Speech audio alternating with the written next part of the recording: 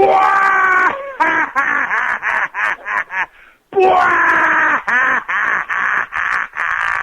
listening to the GeekCast Radio Network. Ha-cha-cha-cha-cha.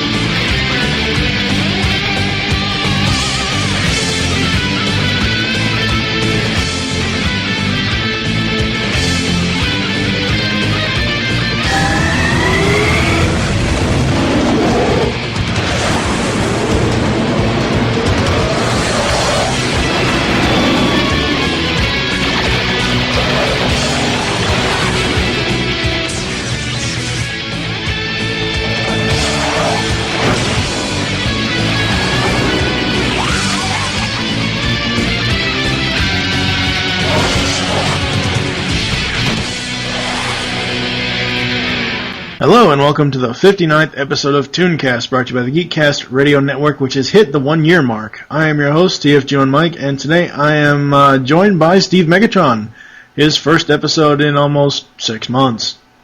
Pretty much. Hello. His first episode on this show in almost 6 months. I think the last time we saw you was the G.I. Joe episode. Yes, 25. Yes, 25. Long time ago. Yes, very, very long time ago. And today Evan's not here. He pretty much told me he really has no input on this cartoon series we're going to be talking about today, but it will be SWAT Cats, the Radical Squadron. So how are you, sir? Pretty damn well. We've finally hit the 1 year mark on GeekCast Radio. Yep. Which was obviously a couple weeks ago, but yeah, this episode is actually being recorded 2 days after the 1 year anniversary, but it will go up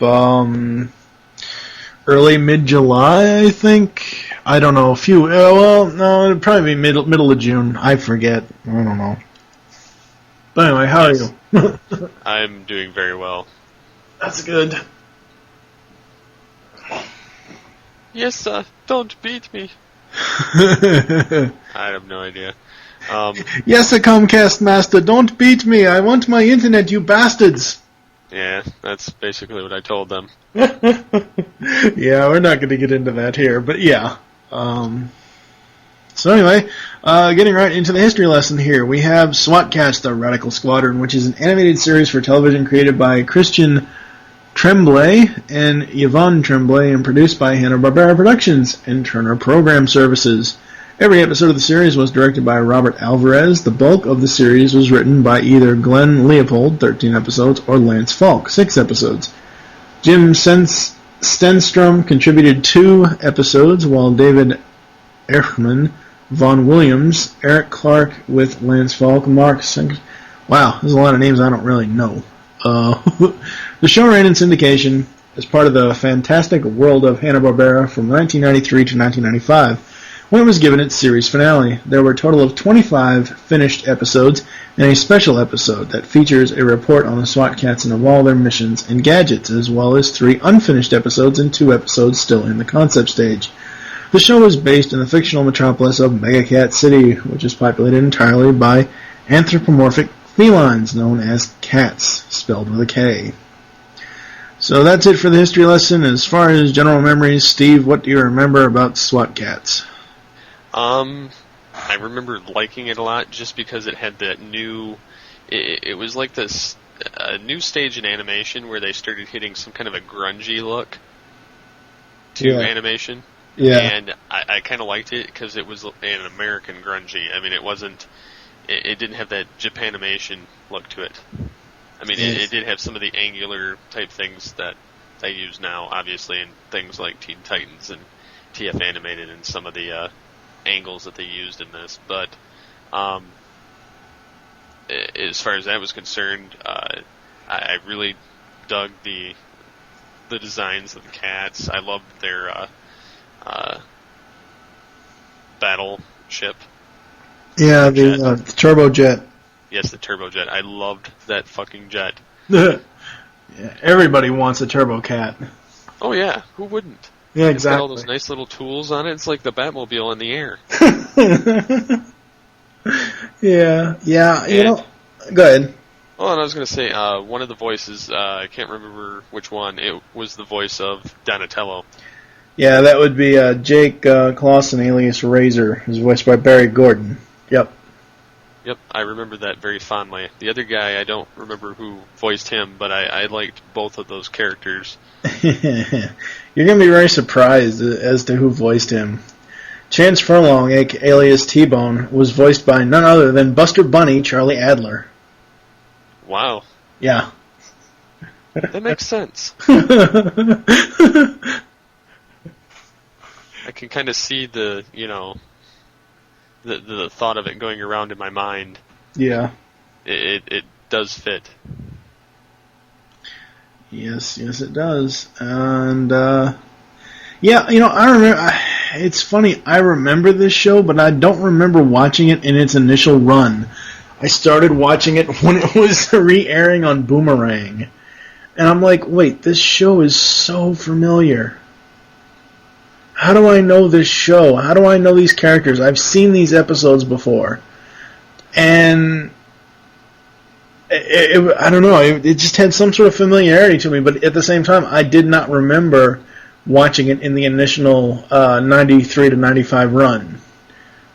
So, I don't know. So going right into the characters here, Chance Furlong, as I said, alias T-Bone, who is voiced by Charlie Adler, the leader member of the SWAT Cats and pilot of the Turbo Cat jet. T-Bone was one of the best pilots in the SWAT Cat universe, as seen in Cry Turmoil. He loved aerial warfare history as seen in the Ghost Pilot and Scaredy Cat cartoons. It was revealed in the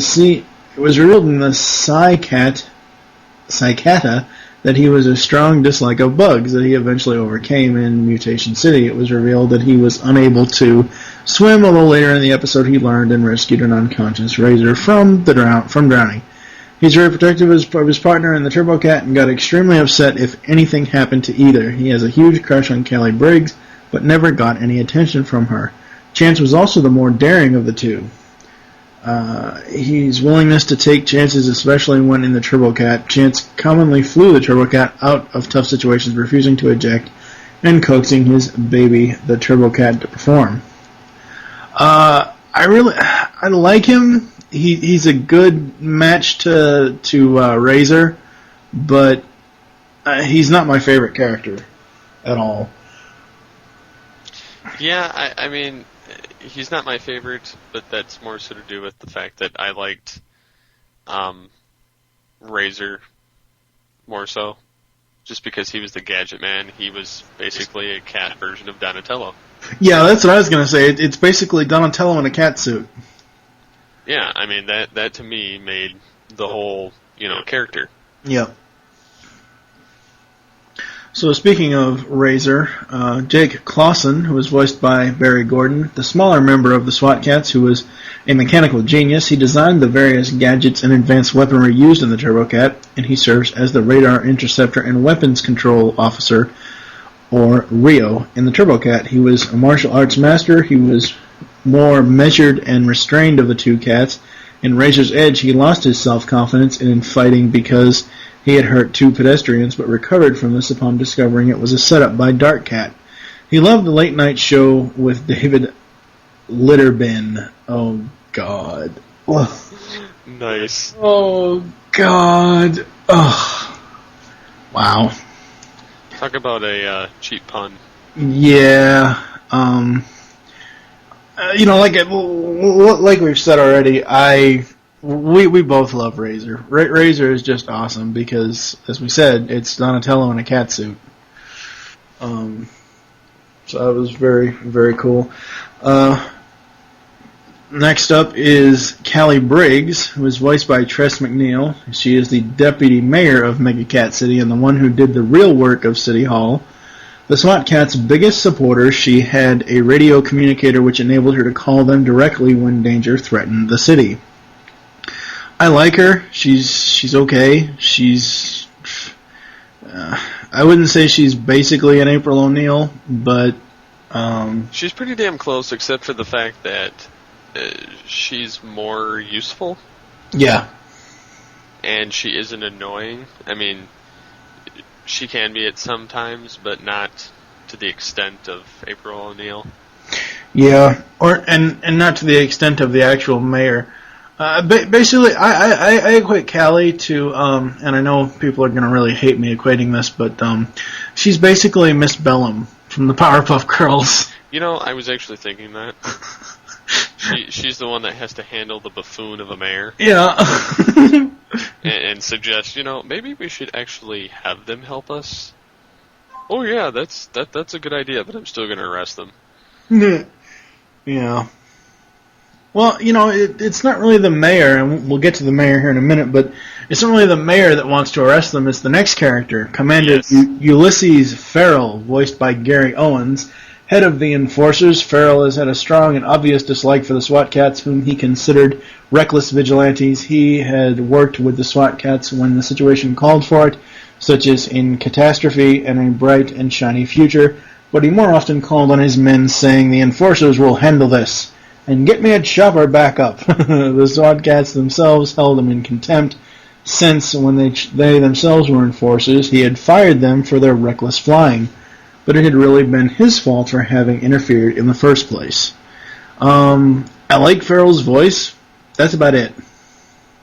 Yeah, his character was so one-dimensional. It was Sentinel Prime with a better voice. Oh, wow. That's just as far as I'm going to go with him, just because he's a freaking airhead and has to have somebody else suggest, maybe we should do this. At least his chin didn't go on for miles and miles and miles and miles. But it was out there. So there seems to be a trend. Yes. The annoying moron hero character. Yeah. They have different voices, but they're one and the same. Yep. Lieutenant Felina Farrell is voiced by Lori Allen. Commander Ulysses Farrell's niece, she was the daughter of Farrell's brother, first appeared in Season 2's Mutation City as a new female heroine. Being something of a reckless hothead herself, she appreciated the help of the SWAT Cats. Unlike her uncle, she would work openly with them. Out of the two of them, she seemed to like T-Bone the best. Farrell himself faced something of a dilemma over her, trying to keep her out of danger but not show any favorable treatment. She was also a very skilled pilot, as seen in When Strikes Mutiler and Cry Turmoil. She wouldn't take no for an answer, in fact to which T-Bone once remarked, "You are one stubborn she-cat." And it's funny, it switches right to the, after her character, the wiki information switches right to the villains. It doesn't even mention Mayor Manx, unless he's in, background character things. I'm looking down here, but I don't see him, so, oh well. Well, yeah, he's listed in other characters, so we'll get to him later. As far as the villains, Dark Cat. Dark Cat, voiced by the late Brock Peters. Dark Cat was the main arch enemy of the SWAT Cats. He is very large, intelligent, and evil. Dark Cat wanted to destroy Mega Cat City to create a new lawless town called Dark Cat City. Wow. I guess he is pretty much your usual run-of-the-mill, want to take over the world, well, take over the city type of person. Yeah, he does fulfill that need, but at the same time he's, I don't know, it's just another wannabe, like, Megatron type-ish. Yeah, but the voice was pretty awesome. Oh yeah, I can't deny that. This entire voice cast was pretty kick-ass. Yep. Especially the, I'll mention Dark Cat's Creeplings. The vocal effects were provided by Charlie Adler. Small pink bat-like creatures that were extremely vicious and appeared to be protected from radiation. I didn't really care about the Creeplings. The next main character villain was Dr. Viper, voiced by none other than Megatron himself, Frank Welker. Dr. Elrod Purvis, who worked at Megacat Biochemical Labs, tried to steal an experimental regenerative formula he and Dr. Enzine were developing. He became covered in the formula when he fell down the stairs, and the shock ultimately killed him. The chemicals revived him from death, mutilating Purvis into a snake-like creature with knowledge in the fields of biology, genetics, and robotics. He sought to turn Megacat City into Mutation City, where he would reign as its absolute ruler. He was able to turn people like Morbius into monsters, or Morbius into monsters. He was by far the deadliest enemy of the SWAT cats, and he and his creatures murdered a number of innocent people, including his former colleague, Dr. Enzine. In the series, he was similar to the Spider-Man villain, the Lizard. He first appeared in The Giant Bacteria. The voicing was awesome, and I'm not saying that just because it is Frank Welker. I'm just saying it for the character, the voice fit. Well, honestly, I didn't even know that was Welker until now.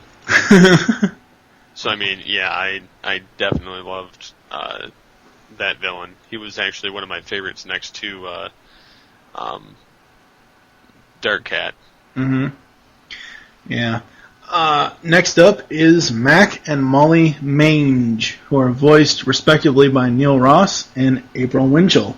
The husband and wife criminal team, the Metallicats, they drowned in a boat when they were hit by a larger boat while attempting to escape from Alcatraz. Oh, God. Alcatraz. Oh, my God. Oh, the puns that they took out of this. Oh, Lord. Their bodies were found by Professor Hackle's robot servants, and their minds were placed in the brains of robots. Mac was supposed to be a robot chauffeur, though ironically he was poor driver, and Molly was to be a robot maid, but instead remained criminals. They had a vendetta against Mayor Manx for denying their parole request, when it turned out that it had been Callie Briggs who had denied their parole, as Mayor Manx would have been too busy to handle it. Yeah, too busy doing what? Playing golf horribly? Well, yeah, he was brain dead. There was no point in even, like you said, it's another Powerpuff Girls moment. Yep. I like these two. They kind of serve a purpose. They're kind of cool. Usually most of their plots ended up being foiled by themselves because they would get jealous or they would get in arguments. So that was kind of a comedy routine for this. Yeah, and I like the fact that they had metal cats. Yeah, Metallicats, yeah. Yeah, I mean, it was kind of like a, I don't know, like a Sonic moment to me. Oh, yeah. Cool. So, I mean, I liked their characters, and I liked them bickering. It was quite fun to watch. Oh, yes, it was. Up next we have the Past Master. Voiced by the late Keen Curtis, an undead sorcerer from the Dark Ages who tried to conquer his home city. He traveled through time using his magical mechanical pocket watch and with his magical book, the Tome of Time. He was able to summon extinct or mythical creatures such as dinosaurs and dragons. Although the tome was destroyed in his first appearance, he sought to transport Megacat City back to the Middle Ages. He first appeared in The Past Master Always Rings Twice. In a bright and shiny future, the SWAT cats were drawn into the future where Metallicats, together with the Past Master, had created a Terminator-inspired future where machines ruled over catkind. Oh, Lord, catkind. Oh, God, all these fucking cat puns are getting to me already. All the Past Master really wanted was to go back home to his own time. He was occasionally shown to lust after Callie Briggs, the spitting or spirit image of her ancestor Queen Callista, and the Past Master's agent Crush. He repeatedly captured her and asked her to marry him, but Callie would have none of it. He disappeared without a trace in the Deadly Pyramid. He's a good one-off villain. I'm glad they didn't make him a series villain like Dark Cat or Dr. Viper. But he did have some good episodes. Yeah, I don't personally remember any of the following villains after, because honestly, mostly what I ended up catching were reruns of the same episodes. Yeah. And even though I knew what was going to happen, I kept watching. Yeah. I remember Hard Drive, who was voiced by Rob Paulson. I remember him. I don't remember Dr. Harley Street. I kind of remember Mad Cat. Rex Shard, I kind of remember, but not really. And then the rest of them, no, not at all. We should we should talk about the Dark SWAT Cats, who are also voiced by Charlie and Barry, respectively. Villainous variations of the SWAT Cats from the parallel dimension accessed by the real SWAT Cats by accident. They serve an alternate dimension's Dark Cat and plot with the alternate Callie Briggs to overthrow Mega Cat City, city's government. They exhibit alternate characteristics to the real SWAT Cats, such as T-Bone being a clumsy pilot, Razor being a lousy shot, and the two of them hating each other. They were killed when a bomb they were carrying exploded. They only appeared in the dark side of the SWAT Cats. I guess everybody has to have a shattered glass version of themselves. You know, I'm almost surprised they didn't actually do this in any kind of Transformer actual cartoon. Oh. Because I think this worked really well in SWAT Cats. Oh, yeah. I mean, because it just threw the whole dynamic into a kind of weird whirlwind. You didn't know really what was coming. Let me just say this. I know that Generation 1 is dead. It happened 25 years ago. I get that. But if at all they ever went back to that animation style, those characters, those voices, and they put... it would be so easy to adapt the Shattered Glass Transformers comic from BotCon 08 into a cartoon episode where Cliffjumper goes through time or goes to an alternate dimension. There's so many cartoons that do alternate dimension stories nowadays. It would be so easy to adapt that, and I wish they would, but I know they never will. Yeah. Okay, so Mayor Manx, as far as other characters, since we're done with the villains, voiced by Jim Cummings. Wow, Darkwing Duck voiced Mayor Manx. Holy crap. Mayor of Mega Cat City for 10 terms. Yeah, wow. They really need to vote somebody else in. He spent nearly all of his time working on his golf game. As Kelly once stated, he hasn't done an ounce of paperwork in years. He also tried to rent out Mega Cat Towers to investors. A first season running gag had the building constantly being ruined in the destructive nature and the Psychatica. He was descended from a famous and brave fighter pilot named the Blue Manx, who was the sworn enemy of the Red Lanks, as revealed in The Ghost Pilot. But contrast to his ancestor, Mayor Manx was a coward who usually ran and hid whenever danger arose, but he did act bravely to shoot down the ghost of the Red Lanks in the same episode, doing so only after Razor goaded him into action on the grounds that he would not be reelected if he did not fight back. That's funny. Yeah, that's right. They like bribery. Yep. Especially when it leads to more money and power. Yes. Shall we talk about the Lois Lane of the series, Angora? Sure. Voiced by Candy Milo, the star reporter for Cat's Eye News. She was usually on the scene whenever the SWAT Cats were in action, and she had been rescued by the SWAT Cats in the Psychatica and Caverns of Horror, besides Deputy Mayor Briggs, and had also warned the SWAT Cats a few times of dangerous situations. Her name was a pun on the cat breed Angora, or Turkish Angora. She was okay. Yeah, I mean, she was one of those characters that you could have easily done without, but she was noticeable enough to be annoying. Yeah. As far as the rest of them, I remember them, but they're not really that noticeable. They're not really that worth mentioning. No, but I do see that Frank Welker had another credit, and Mark Hamill surprisingly had 2 characters. Yeah, Johnny K, Angora's cameraman. Yeah, and Welker was the helicopter pilot. Yeah. And then Hamill had another character down the list of... Yeah, he's either Burke or Murray. I don't know which one. I think he's Burke, and I think Charlie Adler's Murray. Okay. Yeah, but Other than that. Yeah, I put in the... so who would you say is your favorite character out of the series? Out of the series? I would have to say... And my mind went a blank. For the villains, I'd have to say Viper. Yeah. Just because he was just so weird, cruel, and freaky. Yeah. And then, if I want to go the techno background, I would say Razor.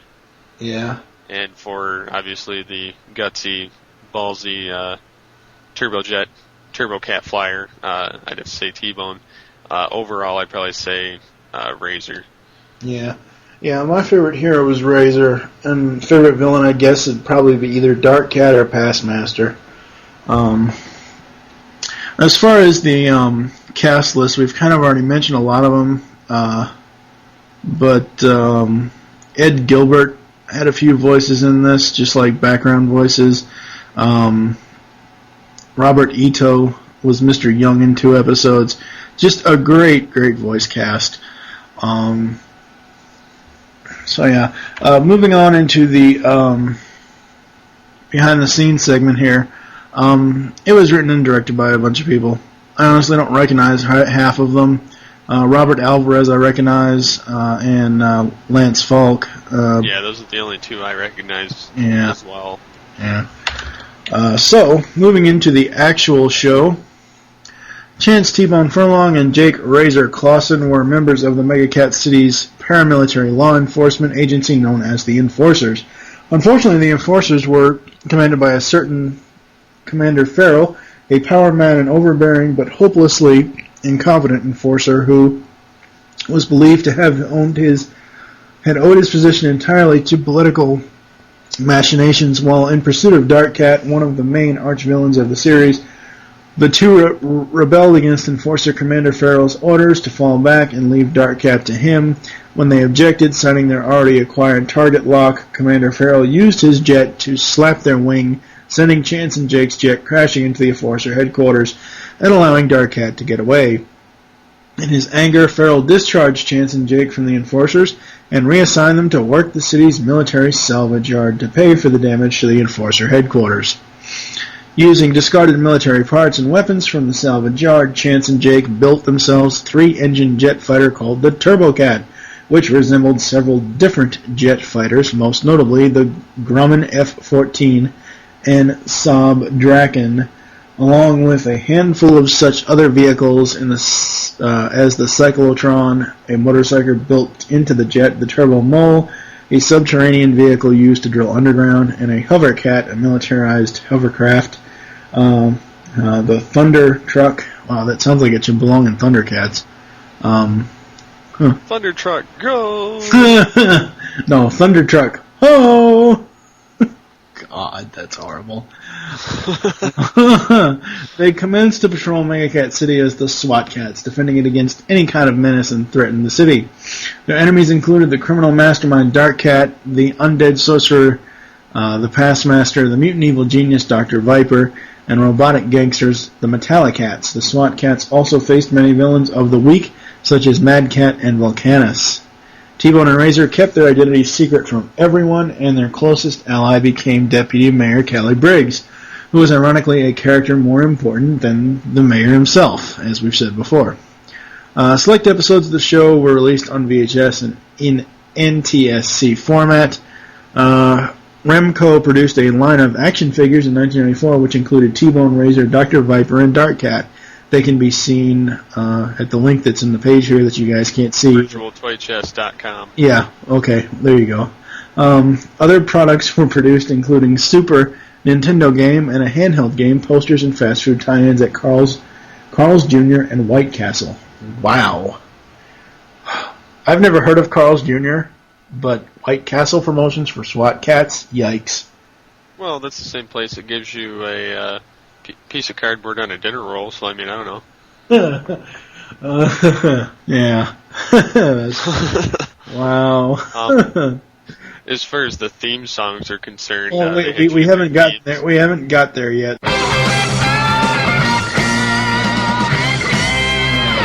Boom. All right, moving on to the music segment. The music for SWAT Cats was done by Randall Chrisman, Nick Brown, and John Zucker. There were 2 different themes, one for Season 1 and one for Season 2. We like the Season 2 one better because it's more of a rock theme. And it's the theme to GCRN Wars. Moving on to the Legacy segment here. SWAT Cats became the #1 syndicated animated show of 1994 according to Nielsen Television Index and Nielsen Syndication Service. Hanna-Barbera Productions also stated that in the SWAT Cats post that they were going to release new episodes, posters, and other works in 1995. Toon Magazine also published a section about the success of SWAT Cats in the fall of '94 issue. Model sheets of characters were also released in the same issue. The show was canceled with 3 unfinished episodes. In a 1995 issue of Entertainment Weekly, Ted Turner stated, "We have more cartoons than anybody. The Flintstones, the Jetsons, the Smurfs, Scooby-Doo. They are non-violent. We don't have to worry about encouraging kids to kill each other like some of the other cartoon programs do." In addition, before the Turner-Time Warner merger, Hanna-Barbera Productions ended their syndication block, The Fantastic World of Hanna-Barbera, to focus on producing original works for Cartoon Network. So, yeah, that doesn't really give us an exact reason why SWAT Cats was canceled, but I guess, whatever. There was a video game for it. Only one game about the SWAT Cats has been made. It was produced by Hudson Soft and released on August 1995 for the SNES. Ooh, I'm going to have to find that. eBay, here I come.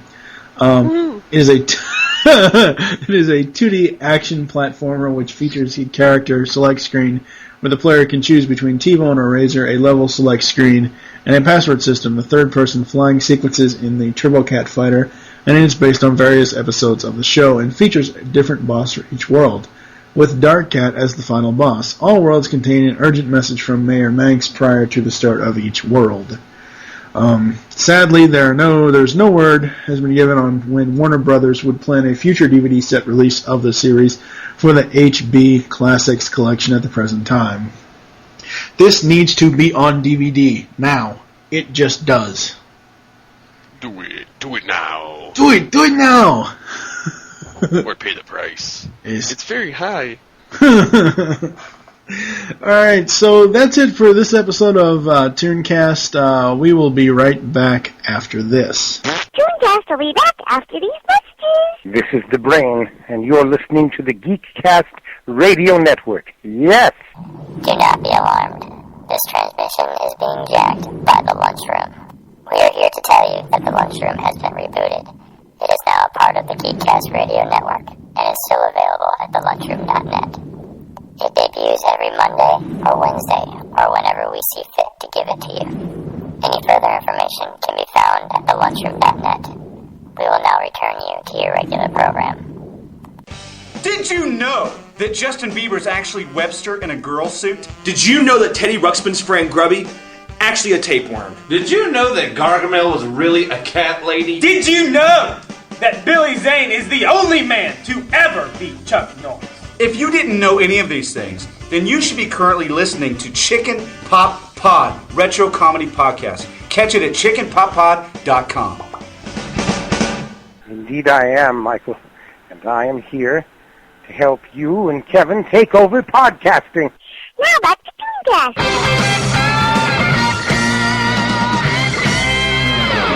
So, final thoughts on SWAT Cats. What are your final thoughts, Steve? Superbly awesome. If you like dark American comedy, or not comedy, well, it does have comedy, but cartoon styles, definitely a show to check out. If you're a fan of, like, Ninja Turtles or anything similar in that kind of style, or, various other shows that you've probably listened to in this show, it syncs right in line with a lot of the other shows that have been covered. Yes, it does. Definitely a must-watch. Yes, I completely agree. I love this show. It's so awesome. So, thank you for joining us here on ToonCast. There are several ways you can contact with us or leave feedback for the show. You can email us. Mine is tfg1mike@gmail.com. His is steve@geekcastradio.com. Visit the website, geekcastradio.com, as I said. Join the forums, PredaconEmpire.com/Nexus. Leave the show's feedback in iTunes. Please do this. Follow us on Twitter. Show name there is GCRN ToonCast. Mine is TFG1Mike. What is your Twitter? SCP-21. Become a fan on Facebook. Search GeekCast Radio Network. Voicemail line still dead. Don't worry. So yeah, don't call us. We'll call you. Scary. Very scary. We hope you... We will get your numbers and take them to us. We hope you enjoyed this episode of ToonCast and wish you'll join us next time when we were reminiscing on Garfield and Friends. For now, I am TFG and Mike with... Odie. Steve Megatron Phillips. Yeah. Thank you for listening. Until next time. Ladies and gentlemen, Garfield and Friends. We're ready to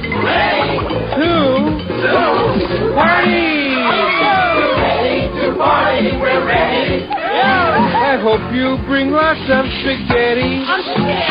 Come on in, come to the place where fun never ends. Come on in, it's fun party with Garfield and Friends. Fiesta! Fiesta! La Bamba! Ay caramba! Disguises!